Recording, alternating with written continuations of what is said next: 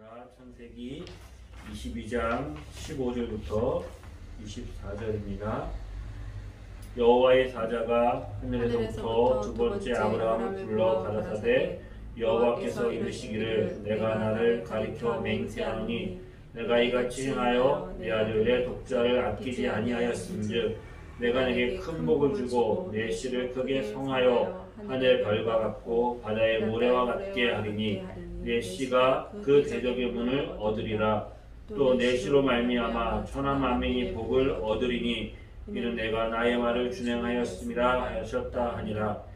이에 아브라함이 그 사람에게 돌아와서 함께 떠나 브엘세바에 이르러 거기 거하였더라. 네. 아브라함은 하나님 주신 시험을 잘 통과합니다. 백세는 아들이지만 하나님의 말씀에 순종해서 그 아들을 하나님께 온전히 드립니다. 이삭을 바칠 때 이삭을 이삭이 죽으면 하나님께서 다시 살리실 거야 라는 믿음이 아브라함에게는 있었습니다.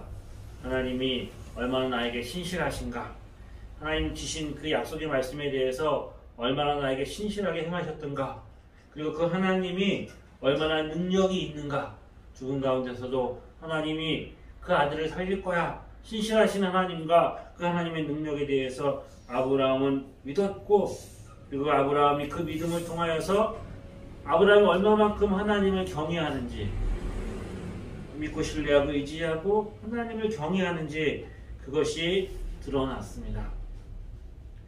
그러자 하나님이 아브라함에게 나타나셔서 다시 한번 복을 주십니다. 그에게 복을 허락하십니다. 우리 인생 가운데 성경에 우리에게 시험이 있는데, 시험이 하나님 우리 가운데 허락한 그 시험이 우리에게 주어진 이유는 그걸 통과하면 하나님 우리 가운데 복을 주시기 위함입니다. 복 주시기 위해서, 그 복을 주시기 위해서 우리에게 시험하신다라고 우리가 믿음의 눈으로 바라볼 수 있습니다. 저 여러분, 이제 하나님의 은혜로 말미암아 예수 그리스도 믿음으로 하나님의 자녀가 되었습니다. 하나님의 자녀가 된 우리가 이 땅을 살아가면서 하나님을 알고 하나님을 사랑하고 또 하나님을 닮아가고 하나님을 이제 믿음으로 따라가면서 하나님 앞에 영광을 돌리는 삶을 우리가 살아가고 있는데, 그 가정마다 그 시간마다 우리 가운데는 우리가 감당해야 될 시험들이 주어져 있습니다. 그 시험들을 우리가 잘 풀면 그 시험을 잘 푸는 대로 우리에게 은혜가 있고 복이 있습니다. 때로 우리가 시험에 걸려 넘어질 때도 있고 시험에 빠져서 우리 가운데 이제 어려움을 겪을 수도 있습니다. 하지만 그것조차도 우리에게 하나님께서 선하게 인도하셔서 복을 주십니다. 결코 하나님은 손해보지 않으십니다. 우리를 통해서 손해보는 일을 하지 않습니다. 복을 이뤄가시는 그 가정들 속에 보면, 이제 아브라함의 삶을 돌아보면 그 시험에 통해서 하나님이 아브라함에게 뭘 원하시는가, 또 우리 삶에서 하나님이 뭘 원하시는가 생각해 볼 수 있어요. 그게 뭐냐면, 아브라함의 삶에 하나님이 시험마다 그 삶에서 포기하게 하시는 것이 있습니다. 아브라함의 삶을 돌아보면 이렇게 말할 수 있어요. 버리고 떠나고 포기하는 거예요. 처음 하나님이 아브라함을 만났을 때도 하나님이 아브라함에게 뭐라고 말씀하셨어요? 본토, 친척, 아비의 집을 떠나라. 그래서 떠나서 마침내 약속의 땅 가나안에 왔어요. 가나안 땅에 왔더니 그 땅에 뭐가 있었습니까? 기근이 있었어요. 그 기근을 피하기 위해서 풍요로운 애굽으로 갑니다. 애굽은 말 그대로 풍요로운 곳이었어요. 하지만 하나님께서 그 애굽을 떠나 다시 가나안 땅으로 올라가라 말씀하셨습니다. 아브라함은 가나안 땅에 올라갔을 때도 조카 요셉에게 먼저 선택할 수 있는 선택권을 주는 거죠. 누가 뭐라고 해도 아브라함이 먼저 선택할 수 있어요. 이 세상에서 선택한다는 것은 뭘 의미할까요? 내가 뭘 선택하면 누군가는 내가 선택한 것 때문에 우리가 다 풍성하고 다 부유하고 다 그렇다면 내가 뭘 선택하더라도 손해보는 사람이 없을 거야. 피해보는 사람들이 없을 거야. 하지만 내가 선택한 것으로 인하여서 누군가는 또 불이익을 받게 되어 있는 게 이 땅에 원리잖아요. 아브라함이 먼저 선택하면 그 선택으로 인하여서 롯은 그 선택에 대한 제한을 받게 되는 거죠. 그건 내가 선택할 수 없으니까. 근데 아브라함이 선택권을 롯에게 넘깁니다. 네가 마음대로 선택하라. 네가 우하면 나는 자하고 네가 자하면 나는 우하겠다. 하나밖에 없는 조카 롯도 떠나보내고 그리고 자기가 낳은 장자 이스마엘도 떠나보냅니다.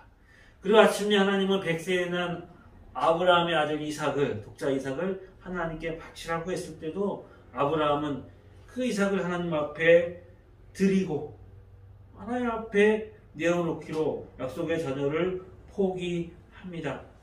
왜 하나 우리 인생 가운데 이렇게 자꾸 내려놓고 떠나고 포기하게 만드실까?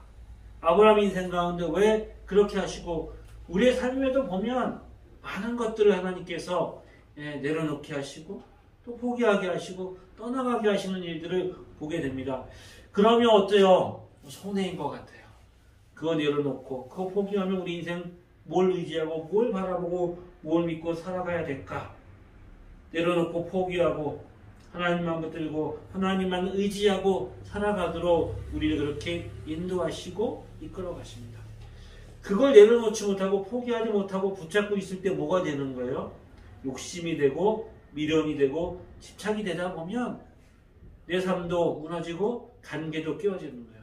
사람과 사람과의 관계 속에서도 떠나보내야 될 때 떠나보내야 되는데 장성한 자녀들을 떠나보내야 되는데 떠나보내려고 하니까 데리고 온 짝이 마음에 안 들어요. 성이 안 차요. 그 부모의 욕심이 생겨요. 그러다 보면 집착하고 욕심이 생기다 보면 그것으로 인하여서 어때요? 관계가 깨어지고 선한 결과를 낳지 못하는 일들을 우리 주변에서 흔히 보게 되잖아요. 근데 하나님이 그것을 내려놓고 떠나보내려 할 때 우리가 하나님을 의지하고 믿음으로 내어보낼 때 그렇게 할 수 있는 이유가 뭐예요? 나에게 복이 하나님이다.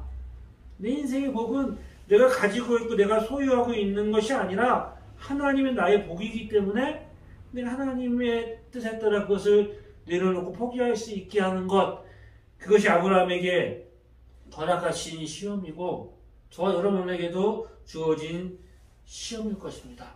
아무리 귀한 것, 아무리 소중한 것이라고 할지라도 하나님 나에게 주신 은혜, 하나님 나에게 주신 은혜에 비하면 나와 함께 하시는 그 하나님, 그래서 이런 찬송가 가사도 있잖아요. 주예수보다 더 귀한 것 없네. 세상의 부귀와 명예와 행복도 주님과 바꿀 수 없네. 세상 부귀와 명예와 행복, 우리 인생 가운데 얼마나 소중하고 귀한 것들입니까?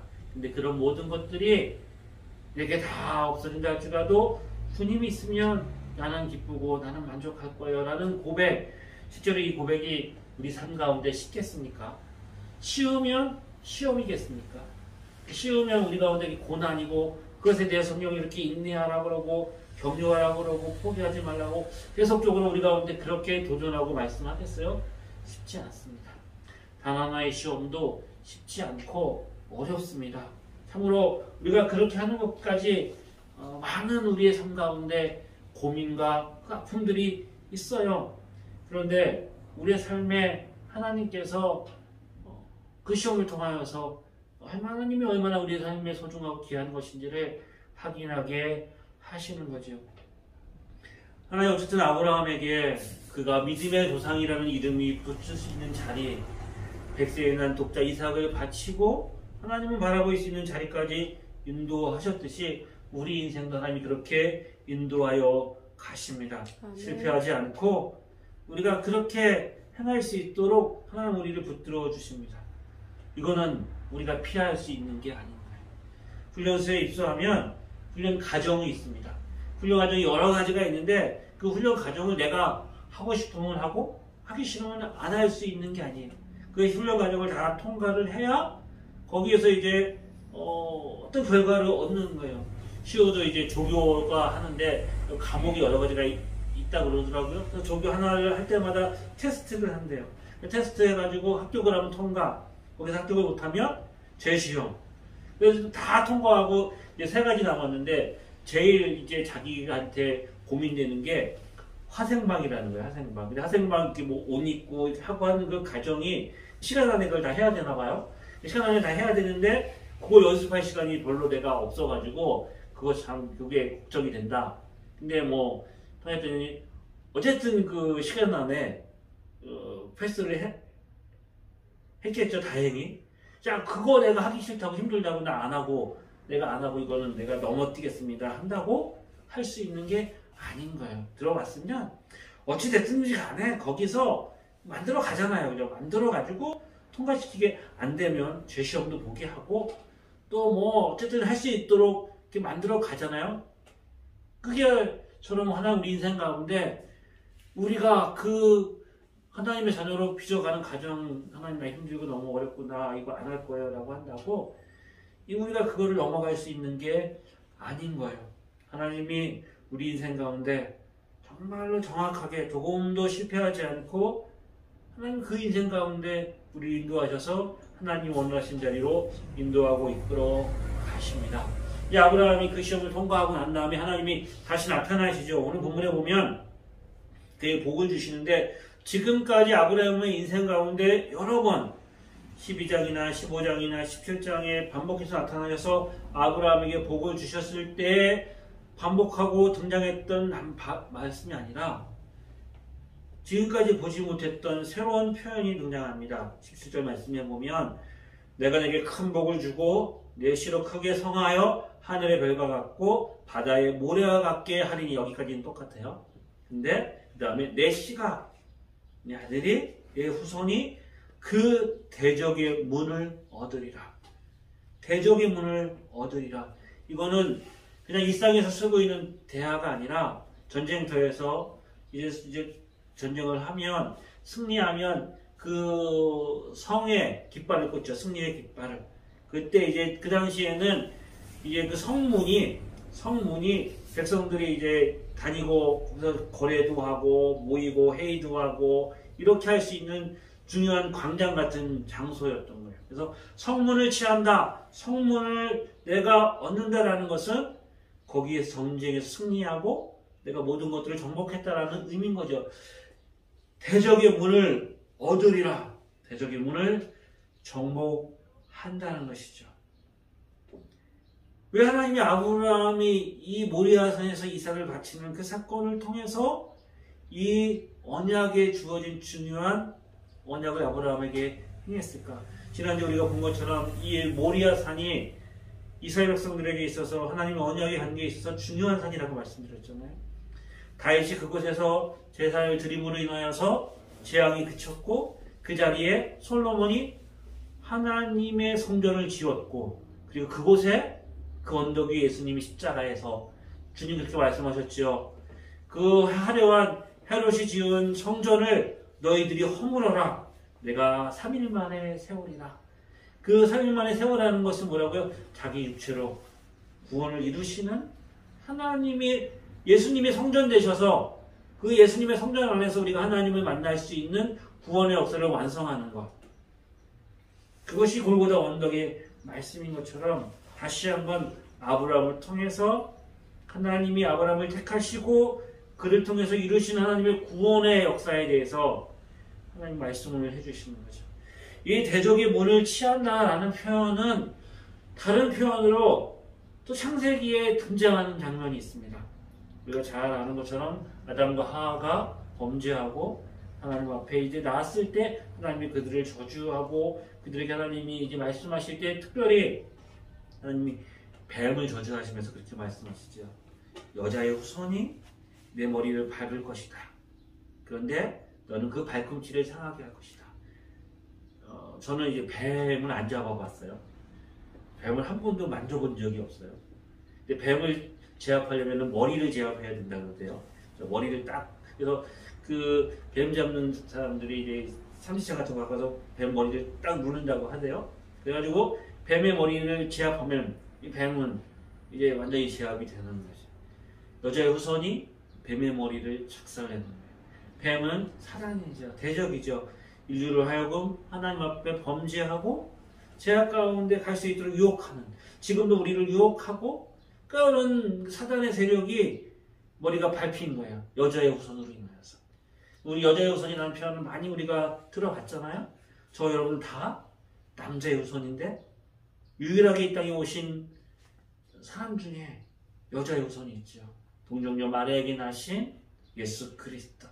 예수 그리스도가 뱀의 머리를 밟을 거예요. 그런데 뒤꿈치를 상하게 되죠.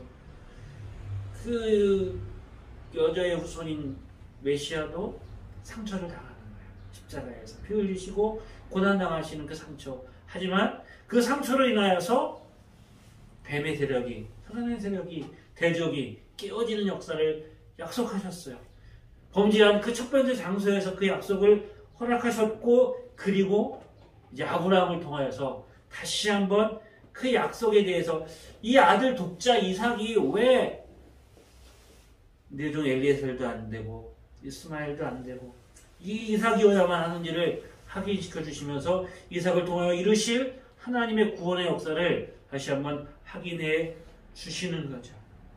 십자가의 승리로 말미암아 예수 그리스도 안에서 우리를 구원하신 하나님의 역사, 그가 우리를 흑암의 권세에서 건져내셔서 그의 사랑하는 아들의 나라로 옮기셨으니 예수 그리스도 안에서 구원받아 흑암의 권세, 이 뱀의 머리, 대적의 문을 깨트리시고 우리를 구원하셔서 하나님의 자녀가 된 거예요. 예수 그리스도의 권세로 우리의 대적의 문은 깨어졌어요. 이게 너무나 중요합니다. 어떤 시험과 환난과 고난이 있다고 할지라도 이거는 분명하게 우리가 딱 머릿속에 박고 우리 마음속에 믿음으로 붙들어야 되는 거예요. 이미 대적의 문은 깨어졌어요.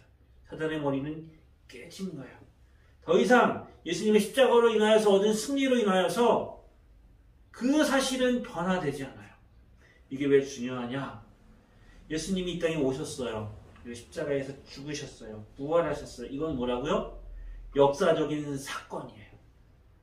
역사적인 사건. 역사적으로 일어난 사건은 돌이킬 수 없어요. 우리가 그래서 그게 얼마나 할 수 없으면 타임머신 타고 펼쳐서 비춰 가가지고 옛날에 돌아가서 그 역사적인 사건을 바꾸려고 막 그런 마음에 그런 영화들이 많이 있잖아요. 그죠? 그렇지만 우리 인생 가운데 일어났던 그 사건은 변할 수 없고 바꿀 수 없는 거예요.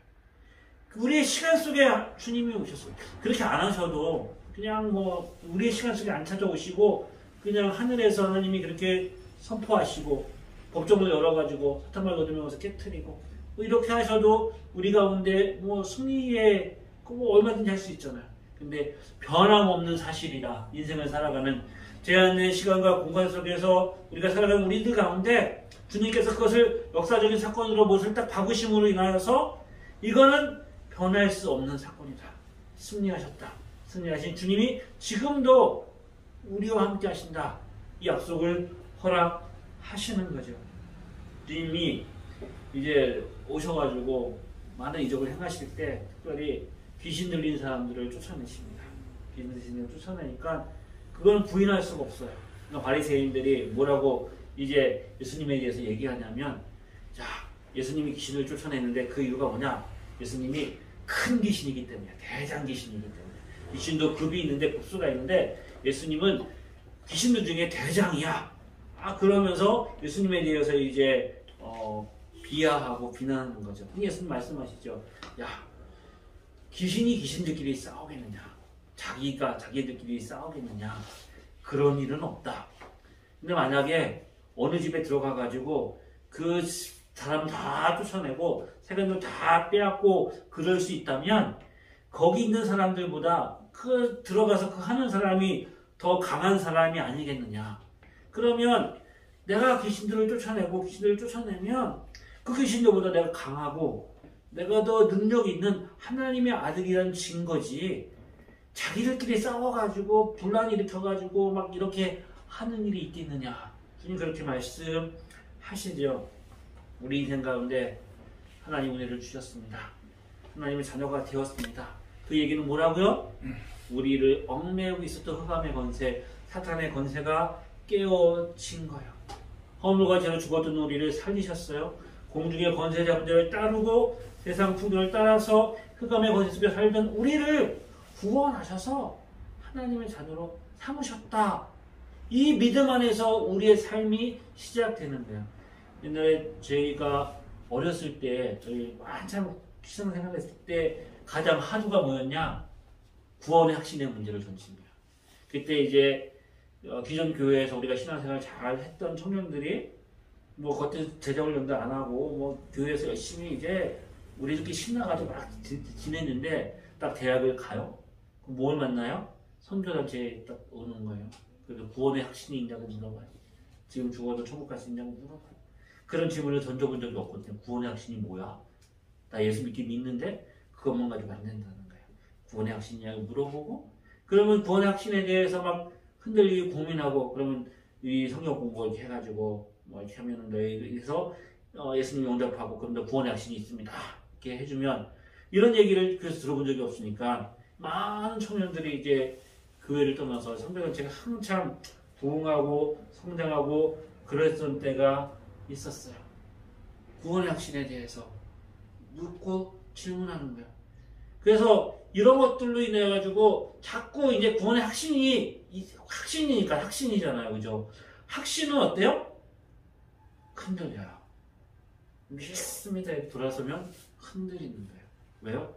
내 자신을 보면 흔들리는 거예요. 내 자신을 보면 오늘은 내가 확신했는데 지금은 내가 확신했는데 집에 돌아가 보면 그거 다 잃어버리고 또 흔들리는 거예요. 흔들리는 거예요. 계속. 그러니까 계속 뭘 해야 돼요? 구원의 확신에 대해서 확인해야 돼요. 그래서 어느 목사님이 이런 비유를 들었어요. 어떤 사람이 이제 마라톤을 뛰는 거예요. 100m 경주를 하는 거예요. 출발했어요. 출발했으면 어떻게 해야 돼요?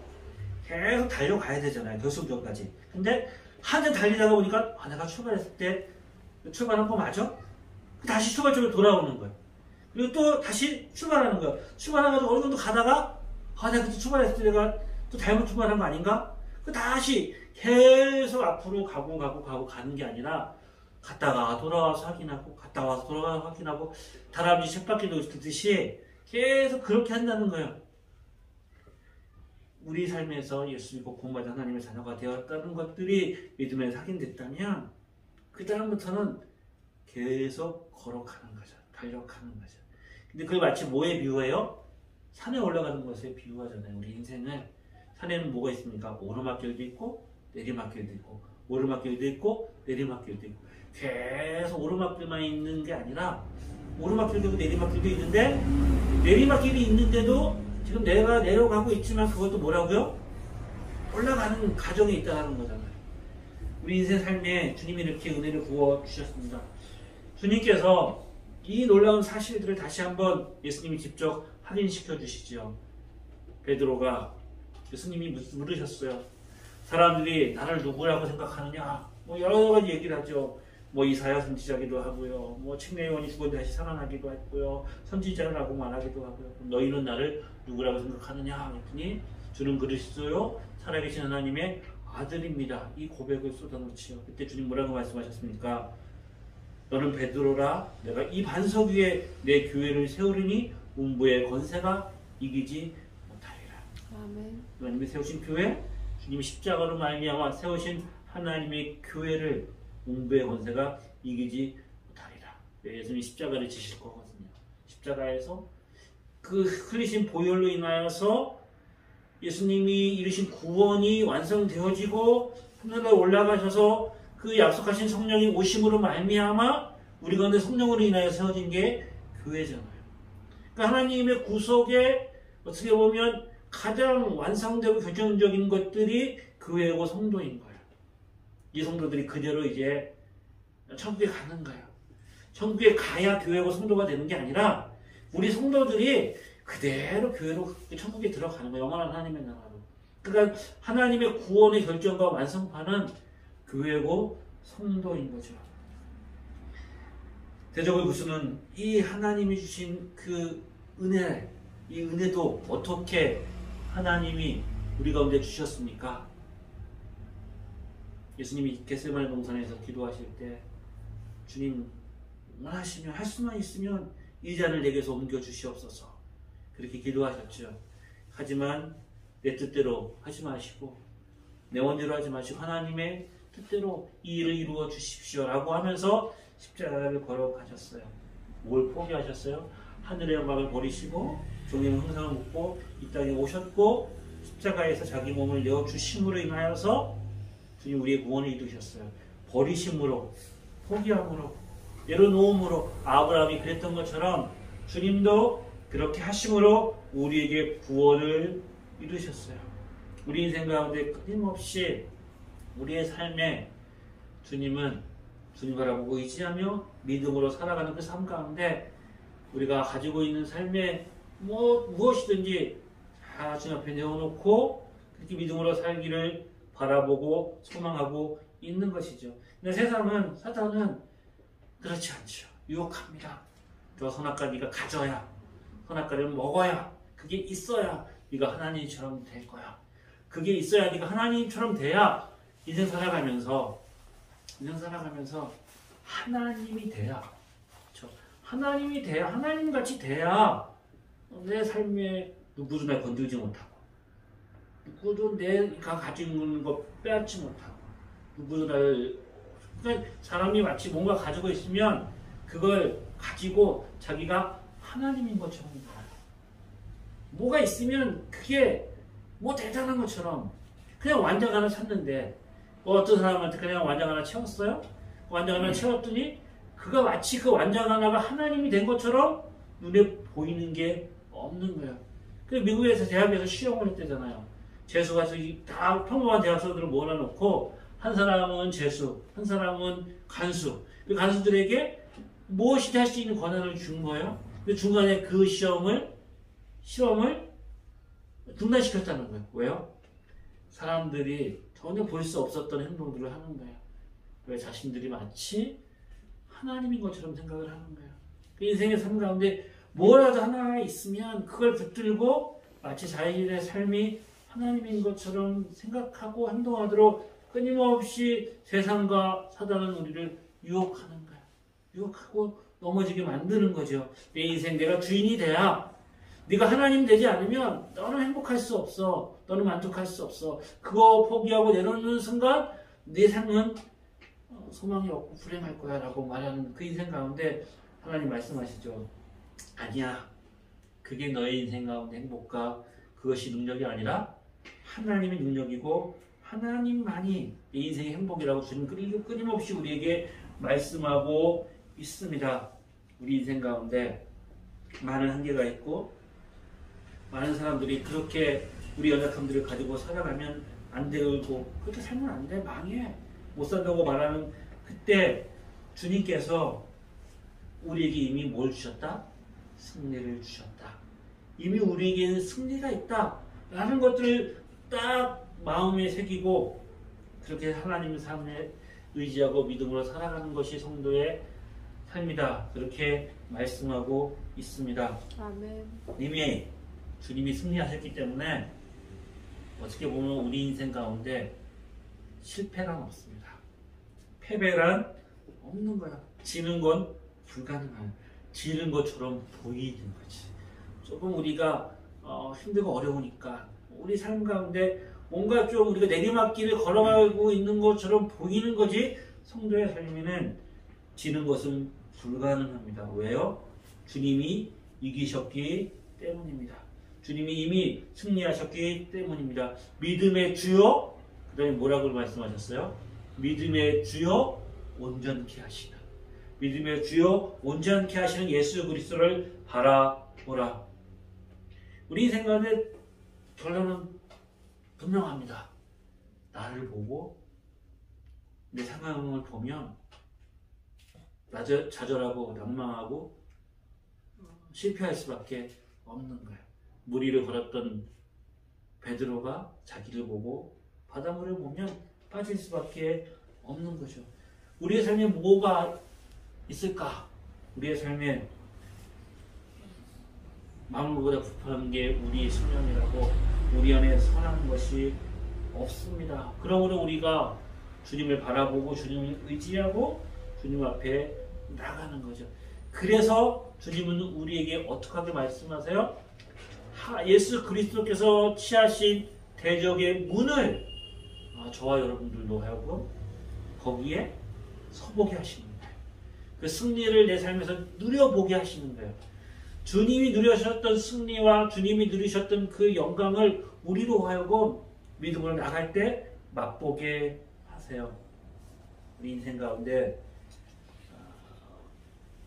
하나님 의지하고 하나님 바라볼 때 아브라함이 세상 것을 버리고 하나님의 복을 누렸듯이 저와 여러분의 삶에 하나님이 주신 은혜와 영광이 무엇인지를 기억하고 믿음으로 그 삶을 살아나가서 정말 우리 삶에 주에서보다 더 귀한 것 없네. 이게 그냥 입술의 찬양뿐만 아니라 내 삶의 그 고백이 열림으로 인하여서 우리 은혜를 주시는 그 하나님의 능력 안에서 승리가 무엇인지 그래서 그 문을 취하고 하나님의 영광을 드러내는 것이 무엇인지를 날마다 우리 삶에서 경험하는 은혜가 있기를 소망합니다. 아멘. 우리 연약함이 발견되고 나의 연약함을 볼 때마다 그 모든 것들을 뛰어넘어 우리 가운데 함께 하시는 하나님의 영광과 은혜를 바라보고 믿음으로 굳게 서는 복된 은혜 우리 모두에게 있기를 주의 이름으로 축복합니다. 아멘. 무엇이나 하나님 아버지 믿음의 눈을 열어보게 하여 주시옵소서. 아버지 하나님 주신 승리와 놀라운 은혜와 영광이 무엇인지 아는 자 되게 하여 주옵소서. 아멘. 끊임없이 세상은 우리를 좌절하고 낭망하고 넘어지게 하지만 우리는 눈을 들어 주의 영광과 주의 거룩하심만을 바라보고 승리케 하여 주시옵소서. 감사드리고 예수님의 이름으로 기도드립니다. 아멘. 이런 주 예수 그리스도의 은혜와 하나님 아버지의 크신 사랑하심과 성령의 감화감동으로 교통하심이 주를 의지하며 믿음으로 승리하는 하나님의 복된 자녀들 위해 지금부터 영원히 함께 하시기를 간절히 축원합니다. 아멘.